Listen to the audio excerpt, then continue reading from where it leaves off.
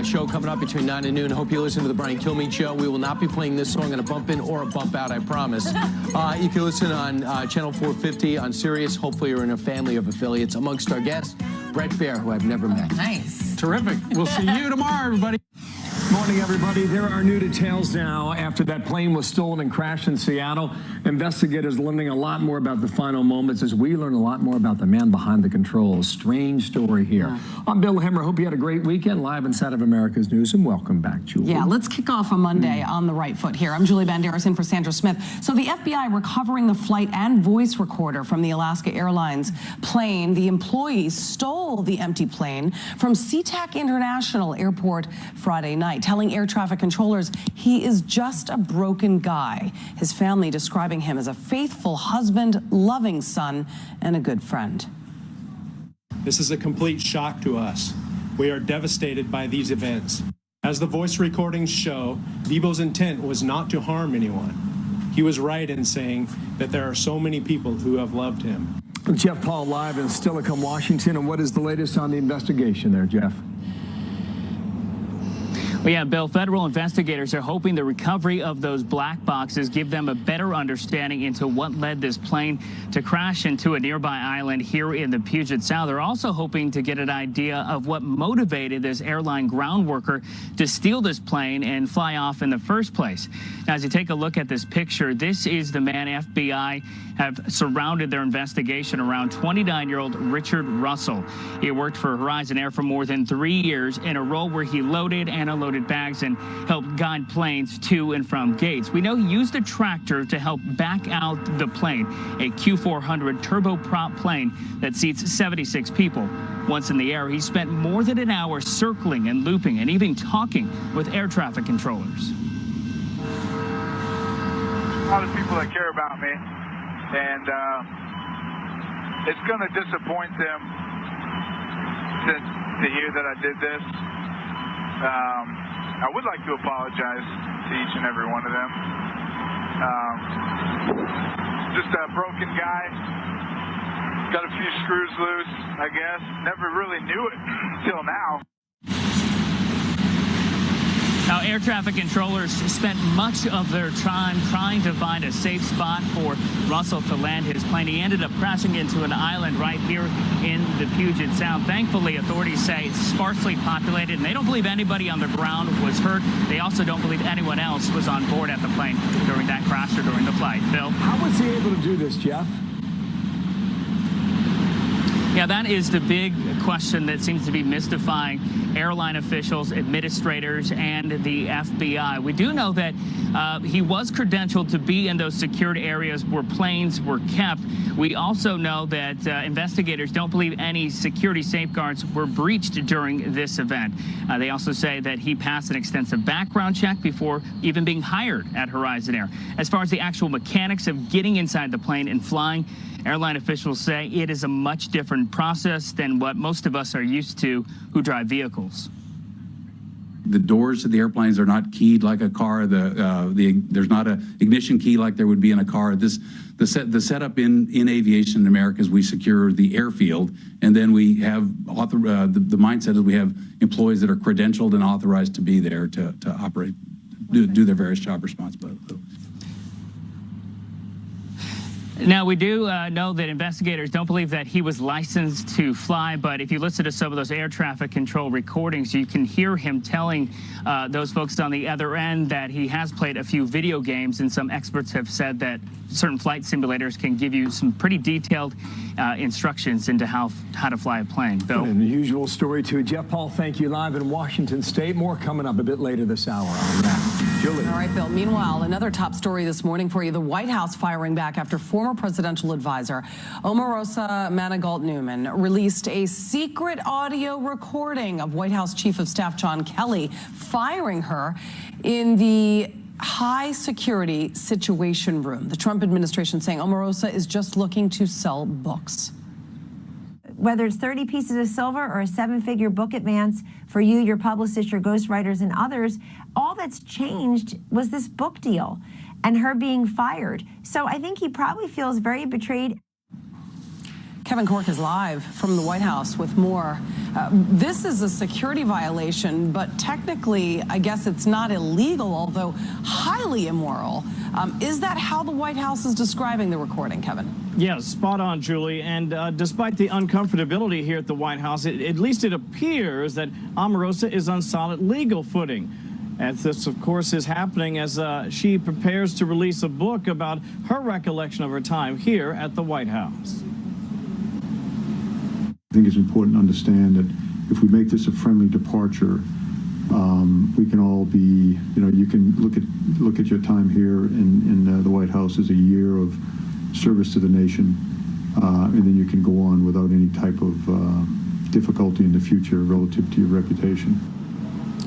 That one of several recordings apparently made by Omarosa during her time here at the White House. Now, it was suggested to me this morning by an administration official that she could be mercurial at times, which might explain why General Kelly chose the sit room to have the conversation about her future here at the White House. But that recording is a violation of White House protocol, and it is certainly being criticized by the administration. In a statement, Sarah Sanders, the White House press secretary, said the very idea a staff member would sneak a recording device into the White House Situation Room shows a blatant disregard for our national security, and then to brag about it on national television further proves the lack of character and integrity of this disgruntled former White House employee. By any measure, there is great concern here at the White House, Julie, that a former high-level White House employee would actually surreptitiously record her colleagues and perhaps her superiors. What happens or what comes from that remains to be seen, Julie.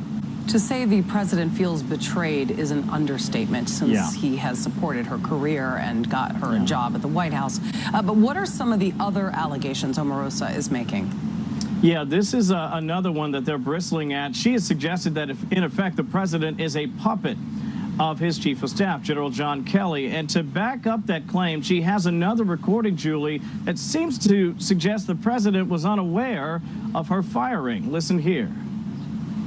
Omarosa, what's going on? I just saw on the news that you're thinking about leaving. What happened? General Kelly came to me and said that you guys wanted me to leave. No, nobody even told me about it. Nobody. Wow. They run a big operation, but I didn't know it. I didn't know that. Yeah. God damn it. I don't love you leaving at all. Now, Omarosa later suggested that the president could have been simply trying to keep his hands clean and let Kelly do all the dirty work of the staff comings and goings, which, by the way, would fall under his purview. But later she twisted the knife, so to speak, with a barb about her perception of the president's truthfulness or lack thereof. He is known to be an entertainer, to exaggerate, but I never expected him to lie to the country. I thought that he would take his oath of office seriously. He absolutely has an issue with the truth, and sometimes he battles with reality. He doesn't even know what's happening in his White House. General Kelly, John Kelly, is running this White House, and Donald Trump has no clue what's going on. He's being puppeted, and that's very dangerous for this nation. President's known her for 15 years, dating back to their time on The Apprentice. He called her a lowlife in response to the apparent recordings. Julie? All right, Kevin Corke, thank you. About 8 minutes past the hour now. The president's lawyer, Rudy Giuliani, now has another message for Bob Mueller. He says his client will not sit down with Mueller after the 1st of September, this to avoid any interference in the midterm elections. Giuliani expressing those concerns on Sunday with Media Buzz and Harry Kurtz. The reality is that we've made a good faith offer to him. He didn't reject it immediately, which is a good sign. We haven't given him all that he wants. We haven't given him all that he would like of us, but there's a way that the president would take and answer questions, but we're just not going to subject him to what we call perjury traps. So Morgan Ortega's former financial intelligence analyst for the Treasury Department, former State Department press officer. How you doing, Morgan? Good Monday to you. Happy Monday. How do you see the strategy on behalf of the president? What's shaping up for you after a series of interviews over the weekend? Well, I think the strategy makes a lot of sense. It's what we all figured that the president's lawyers would want him to do. Even though the president himself is not running for re-election in November, he has made himself front and center into these midterm races. He's gotten involved in primaries. He's campaigning around the country. And I think it's actually incredibly interesting, the strategy that he's taken to rev up his base to make the election about him. So I don't think there's anyone who, if they're being honest with himself, would be surprised that Rudy Giuliani and the president's lawyers would like him to sort of stay, away from the investigation until the midterms are over. And I think that's fair to the American people What as do you well. think? Turn it around then. What do you think Bob Mueller's strategy is right now? The Mueller team has been incredibly quiet. I don't know that they can get to the written report that they want to write without an interview from the president. That seems to be what Mueller and his team have sort of hinged this entire investigation on, is being able to write a letter to Congress at the end. And I think it's going to be incredibly challenging for his team to do that without a letter from the president. Saying that, I think that there has been a lot of frustrations on both sides about the links, the amount of time that the interview has taken. But I'll give Mueller and his team credit that there are not a ton of leaks coming out of it. They're running a pretty tight ship, but we're still waiting to see any evidence, anything at all, that this investigation is about Russian collusion into our campaign. We're seeing the Manafort trial. We're seeing other people that are being interviewed by Mueller, but we're still all waiting to see many years, a year or so later, if there is anything to this Russian collusion. It seems to me, if you listen to Giuliani talk, repeatedly he comes back to this report, write the report, then we'll respond to it. I think by law, Mueller's required to do that or submit that to Congress. So if Mueller says that he told Comey to lay off General Flynn, Trump's going to deny that ever happened. And that came up repeatedly over the weekend. Significant point, perhaps. And I think that the Rudy Giuliani and the team, they are taking a little bit of a risk, because instead of having this report coming out in a Republican Congress, Republican Senate, Republican House, you're taking a risk that after November, the House, it may not be with the Republicans. The president and McCarthy and his team are certainly campaigning to make sure that it is. But it is a risk that I think that this report comes out to a Democrat-led Congress. The Democrats have been very forthright about how they will pursue investigations into the president and his team if they get control of Congress. I mean, they have been very vocal about this. It won't be a surprise to anyone that they're going to be aggressive if they get control of the House. Well, let's see who makes the next move. Morgan, thank you. Morgan Ortega's with analysis there in Washington. Nice to see you. Thanks, Julie. We'll have much more on this later on America's Newsroom with our headliner today, former White House Press Secretary Sean Spicer. John Kelly gave her an opportunity to walk away with her dignity and respect, and how she pays it back is she brings a personal recording device into the Situation Room in the White House in massive violation of every security protocol. That in itself is a massive security violation. Sean Spicer will join us at 10 a.m. Eastern on all the big news coming out of the White House. Looking forward to talking to him. Spicer's our headliner today. Meanwhile, a top official at the DNC fending off new allegations of domestic violence. The Facebook post that has Congressman Keith Ellison on defense today. Plus, Jeff Sessions firing back at Elizabeth Warren as the senator once again finds herself at the center of controversy. What she said about the justice system that also has police officers up in arms. Also, a story of a very different making. A brave pilot making an emergency landing on a highway, and it is all caught on camera. Check it out. Pretty good skills.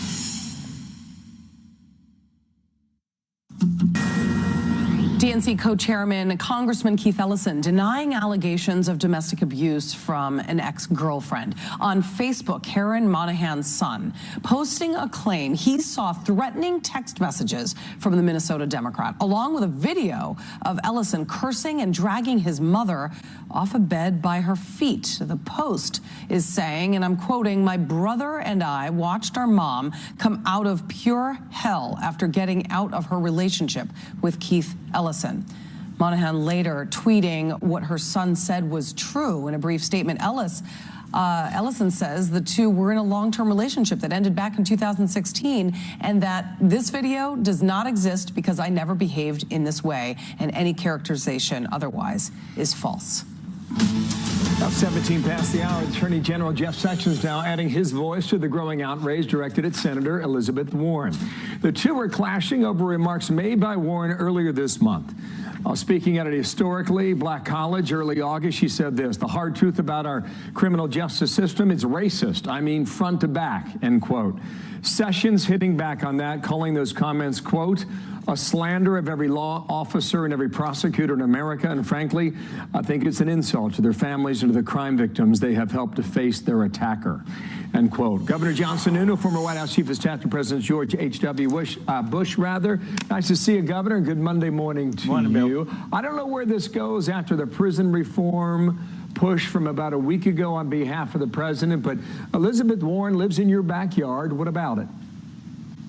Well, I think it's indicative that the Democrats got panicked after their race to socialism didn't catch a voter's attention, and now they're going to race to the charges of racism. And I think she's made a serious mistake. I think the Democrats across the country have made a serious mistake in the way they're framing that as part of the legal justice system. The police in Massachusetts, many of the police groups in Massachusetts have already responded to her. And you see in Miami, in Florida, you see the police groups down there responding to the kneeling by the football players. The Democratic Party has had strong ties to police unions over the years, and I think that's beginning to be eroded, and I think that can have a very significant impact on the elections in the coming months. Here's the police chief in Massachusetts reacting on screen. He said, "When our elected officials make generalized and inflammatory statements about our entire profession without any information to back their position, it creates further hostility toward our officers and can damage the positive relationships with our residents that we have worked long and hard to establish." That kind of goes to your answer right there. Here's Warren's clarification, however. She says, "I spoke about an entire system, not individuals, and will continue to work on reforms that make the criminal justice system fair." So react to that when you mentioned the socialism push that kind of ran into the wall in the Midwest about a week ago with this primary elections, and the push by some on the left to abolish ICE. How does that all work into a midterm that's less than 90 days away, or does it? Well, I think it speaks to the chaos within the party. The party is divided ideologically to a great extent, left to the middle, and furthermore, it's divided in terms of the heat of its rhetoric. You have some folks with rhetoric out there that is absolutely calling for no borders, the destruction and elimination of ICE, and with language that really sounds like they're supporting MS-13. This is the Democratic Party that even though the liberal press is talking about a blue wave, this is a Democratic Party that's trying to undo its advantage in these midterm elections. So I don't know where they end up. I know what Republicans are running on. They're running on the economy and tax reform. In 30 seconds, what is the Democratic Party running on in November then? How would you characterize it if you're swinging from far left to a left centrist message?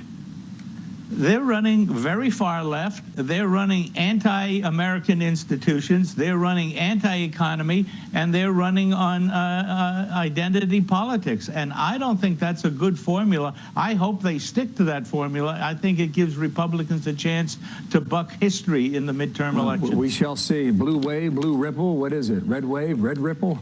Thank you, Governor. John Sununu, come on back. Plenty of time to talk about that real soon. Thanks. See you later.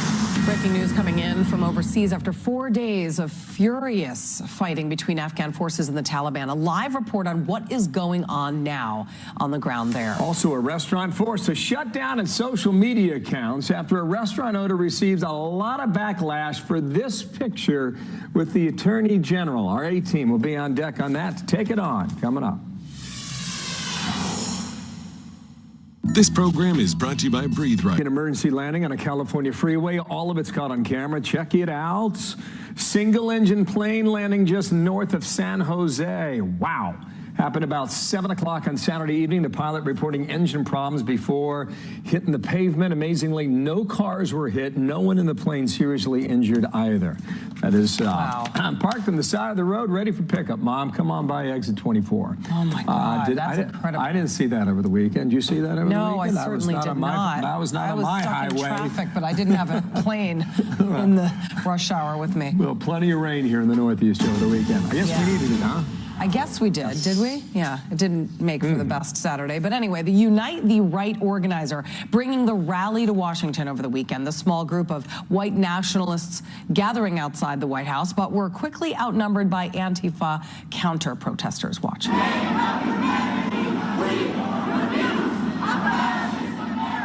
And Griff Jenkins was there for the entire thing. He joins us from Washington. Griff, what happened next?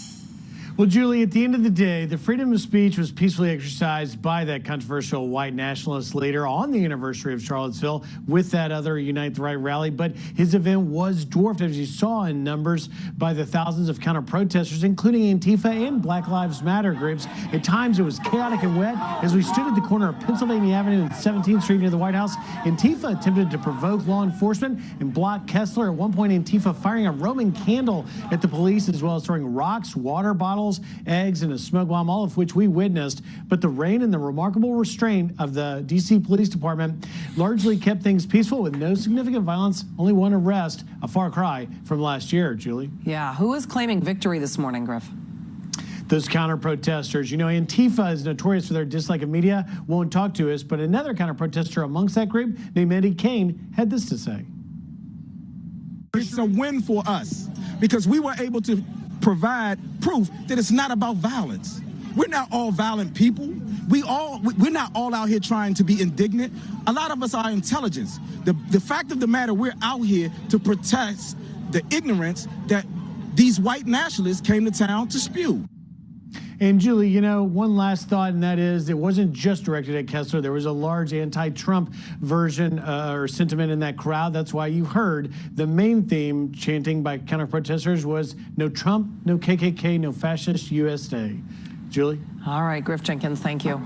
We got some breaking news from the Korean Peninsula. We're now learning that the leaders from the North and South will be sitting down for another big summit. So we're talks to D-Nuke heading in the right direction. We'll check in on that. Plus, there's this.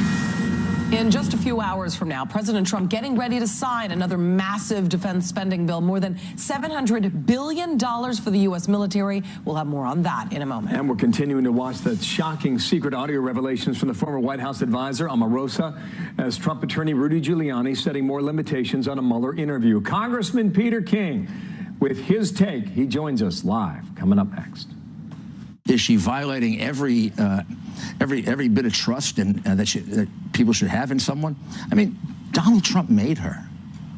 I mean, what kind of ingratitude is this? Even, and you can tell from the tape, he thought she resigned. When my hot water heater failed, she was pregnant, in-laws were coming, a little bit of water, it rocked our world. I had no idea the amount of damage that water could do. We called USAA, and they greeted me as they always do. Sergeant Baker, how are you? They were on it. It was unbelievable. Having insurance is something everyone needs, but having USAA, that's a privilege.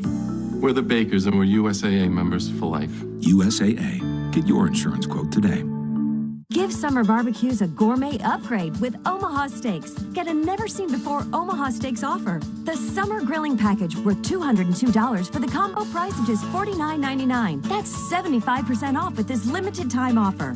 Every order is 100% money-back guaranteed with steaks, sides, dessert, and more. 4 filet mignon, 4 boneless pork chops, 4 boneless chicken breasts, 4 potatoes au gratin, 4 Omaha steaks. Now, President Trump set to take off for Fort Drum in New York State in a few hours. He will sign a big defense spending bill directing $700 billion to the military. That bill named in honor of Senator John McCain, former prisoner of war, currently battling brain cancer in Arizona. The president expects to deliver remarks at 2:30 Eastern time, and you can catch it live right here on the Fox News channel. Also, the leaders of North and South Korea set to meet for a third summit. Kim Jong-un has agreed to meet with South Korean President Moon Jae-in in Pyongyang sometime next month. The announcement coming amid new concerns over the ongoing de-nuke talks between Washington and North Korea. Greg Palcott has more now from our bureau in London on that. Greg, hello. Hi, Bill. Yeah, in fact, North Korean leader Kim Jong-un in another summit, this time again with the South Korean leader Moon Jae-in. This was decided at a meeting along the DMZ, actually the North Korean side of it, that's separating the two Koreas. Two top officials in charge of inter-Korean affairs deciding that the session will happen sometime next month. Besides that, there were no real details. Denuclearization and sanctions also said to be discussed. The two Korean leaders have met twice in recent months. This will be only the third summit held in Pyongyang between North and South Korea. The last one happened over a decade ago. The announcement also comes some 2 months since the summit involving Kim and President Trump in Singapore. The pledge made by the North at that time to work towards denuclearization not being delivered upon, according to Washington. For its part, the North points to gestures like the returns of the remains of those U.S. service members, and in return calling for an easing of sanctions and a formal declaration of an end to the Korean War. U.S. flatly rejecting both until North Korea really delivers on that denuke process. In recent weeks, remember, there have been reports that North Korea is producing more fuel for nuclear bombs, as well as activity around missile factories. It's thought perhaps North is playing sort of good cop, bad cop, trying to get South Korea to pressure the United States to move in that direction. By the way, Bill, there had been some reports that President Trump and Kim Jong-un might be meeting soon. So far, according to U.S. officials talking to Fox News, not yet. Back to you. Thank you, Greg. Greg Palcott on that, live from London today. Julie. All right, new reaction from President Trump on the Omarosa recordings. The president literally just tweeting part one of what it seems to be a two-part tweet. We're waiting for part two, but here's part one. Wacky Omarosa, who got fired 3 times on The Apprentice, now got fired for the last time. She never made it, never will. She begged me for a job, tears in her eyes. I said, okay. People in the White House hated her. She was vicious, but not smart. I would rarely see her, but heard, ... Part 2 to be continued any minute. Now, I'm sure New York Congressman Peter King sits on the House Intelligence Committee. First, let me just ask you, who in their right mind goes into the Situation Room at the White House, knowing cell phones are not allowed, and secretly records a conversation? It's actually absolutely beyond me. I know anytime I go to the Trump White House, forget the Situation Room. You just walk into the cabinet room or for a meeting at all, you have to turn in your cell phone beforehand. It's just something, it's automatic that you do. To bring it into the Situation Room, to have a conversation with the Chief of Staff, or to use any kind of recording when you're talking with the President, it's just, to me, really unheard of. There's been a lot of bad things you hear have gone on in different White Houses by different employees, but I don't know of anyone who used a recording device in the Situation Room. And I tell you, dealing with Omarosa, I don't know her that well, but I remember seeing her during the campaign. She was the most dedicated, enthusiastic, pro-Trump person you could want to meet. I remember before the Hofstra debate with Hillary Clinton, she was organizing things. She was getting all the speakers lined up. She was getting all the talking points out, and she was taking over meetings. Then I would see her at the White House.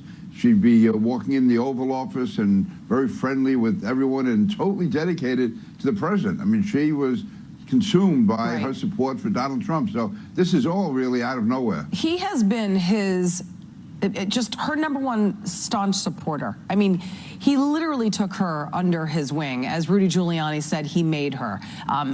All the insiders behind the scenes thought that her hiring was a complete joke, and the president took her in. We know that she didn't break the law by secretly recording her getting fired, and this morning on the Today Show, she shared the fact that the president seemed surprised that John Kelly went ahead and took those measures into his own hands. But what does it say about the secrecy in the White House, and what and how does somebody go into a Situation Room where cell phones are not allowed and get away with it? There obviously seems to be something gone wrong here.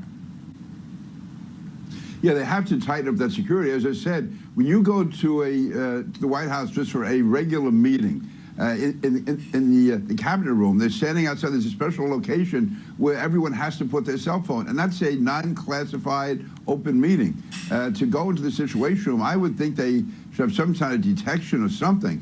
I guess you can't be frisking every cabinet official walking into the Situation Room. You have some, level of trust, but there has to be some way that they can find a way to detect that, detect this, because again, Omarosa was sort of harmless, but you could have somebody who really knows what they're doing and has evil intentions. Is discussed. So I mean, if Omarosa, former apprentice, cast member, can actually sneak a cell phone into the Situation Room, that's alarming. Now, let me just get back to Omarosa, accusing the president of being a racist, because one has to wonder if she really thought the president, if she thought Donald Trump, her hero, her mentor, was really a racist, then why did she campaign for him? And why would she ultimately take a job and work for a racist?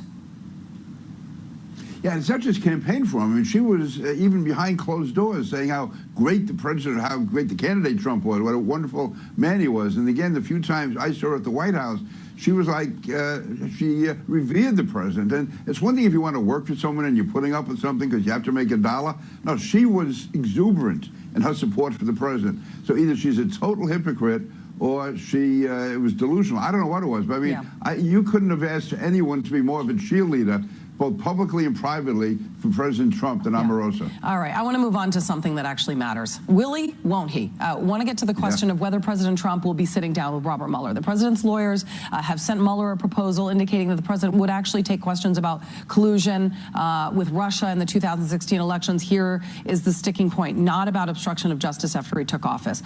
Giuliani basically says it would be malpractice, essentially, if he didn't put that out there, because obstruction questions could become a trap for perjury accusations. Should the president sit down with Mueller at all? What's your belief?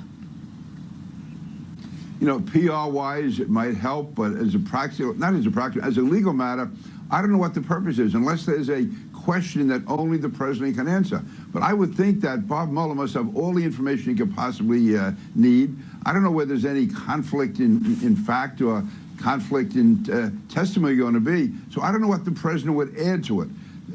Again, I think if Mueller has specific areas that he feels only the president can answer on factual issues, then they should maybe put that up and let Giuliani and the others know what the focus is going to be. As far as obstruction, if the president is carrying out his lawful duties to be going into intent of the president, and by the way, from what I know of the whole thing with General Kelly and Jim Comey, there was no obstruction. But even assuming, for the sake of argument, I think it's unconstitutional to be going into a president's motives if he's carrying out a lawful act. Yeah, and there are famous cases like Martha Stewart, Barry Bonds, that shows that obstruction can easily be used against somebody like the president, even though he may or may not be not telling the truth. The next thing comes timing, because Rudy Giuliani is now saying that he won't do an interview after September 1st in order not to interfere or distract from the midterms. If no interview, let's say, happens before that date, September 1st, does Mueller subpoena the president? And what would be the legal fallout if that were to happen? Let's remember, the president, a sitting president, cannot be indicted. So what would Mueller's move be next? If he goes to subpoena, that would just drag this on for months and months and months.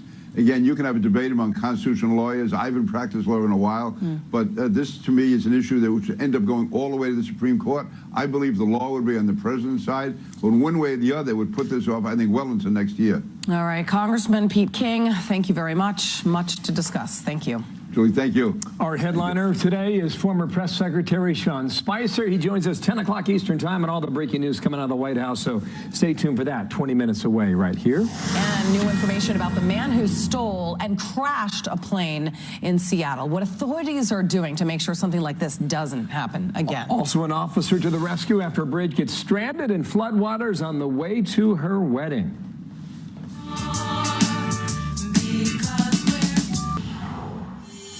The aircraft on runway 16 center. She came flying out of the cargo area call and scrambled now. Now we are. We're going to try to do a barrel roll, and if that goes good, now I'm just going to nose down and call it a night. Well, Rich, before you do that, let's think about this. I got another pilot coming up. That is the Air traffic conversation there. That airline employee stealing and crashing a plane from SeaTac Airport, fueling new questions over airport security. We know that as a ground service agent, Richard Russell, age 29, had clearance to all aircraft. But the question is, why was it so easy for him to take off, or was it? I want to bring in pilot and aviation expert Sal Langoni on this. Sal, nice to see you again. Good to see you again, Bill. Age 29, Richard Russell worked for Horizon Air. Likely had one of those passes that gave him access to the runway and the airport itself. When you listen to the air traffic conversation, what's your impression of that? I mean, obviously, it's a bizarre conversation with a person who's just stolen an airplane and is likely suicidal. Kudos to the air traffic controllers. They did everything they could in the right way. Try to keep them talking, try to keep them away from the populated areas of Seattle. And they did. They kept asking him to make left turns under the the auspice of, well, we're going to lose you in radio contact, which probably wasn't true, but they were helping to bring him closer and closer to a safe area over the water. It's a prop plane, right? It is a turboprop airplane, which is partially jet. Bombardier Q400. It takes a while. It takes longer than a regular jet to fire this up on a runway, does it or not? Well, not in a normal jet, but to a normal training. I mean, if this gentleman had any kind of flight training, he would not have been prepared to start this jet.